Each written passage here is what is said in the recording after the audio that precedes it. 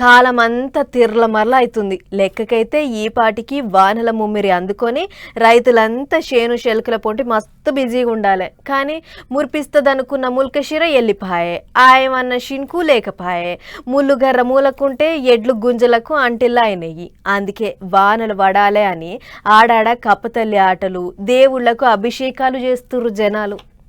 ఈ ఎల్లినోకి అగ్గివేట ఎల్లని రైతు బతుకుల మీద పెద్ద పిడిగై కూసుంది.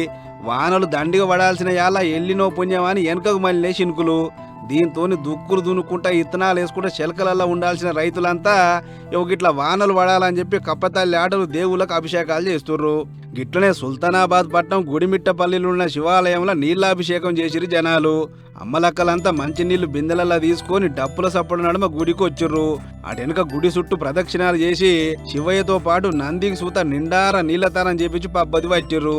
మా మీద దయించి వానలు పడతాడు చూడు శివయ్య, నిన్నే నమ్ముకున్నాం అని చెప్పి అందరికందరూ మొక్కులు పెట్టుకురు. గిట్లా మన ప్రస్తుత పరిస్థితి చూస్తే వర్షాకాలం అనేది రాకుండా పోయి ఈ ఎల్లినో ప్రభావం వల్ల ఈ పరిస్థితుల ప్రకారం మనకు వర్షం అనేది లేకుండా పోయింది. కాబట్టి ఈరోజు ఆ వర్ణదేవుడు కనికరించాలని చెప్పని అపర భైరుడైనటువంటి జటాజుటం ఉన్నటువంటి గంగాదేవిని దివి నుండి భూమికి దించాలని చెప్పని కూడా మా ప్రజలందరూ కూడా మహిళా సోదరిమాలందరూ కూడా కోరుకోవడం జరిగింది, ప్రార్థించడం జరిగింది.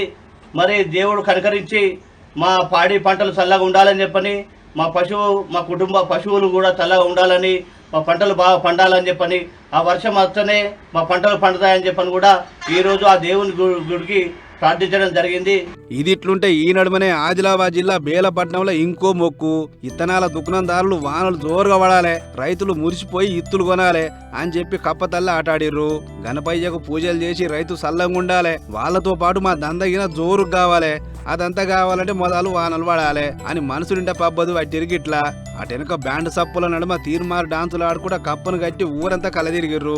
భజన పాటలు వాడుకుంటా ఆడుకుంటా వానదేవుని చల్లగా చూడమని కోరిర్రు. మరిగా ఇప్పటికన్నా వానదేవుడు దయ దలుస్తుడో లేదో చూడాలి.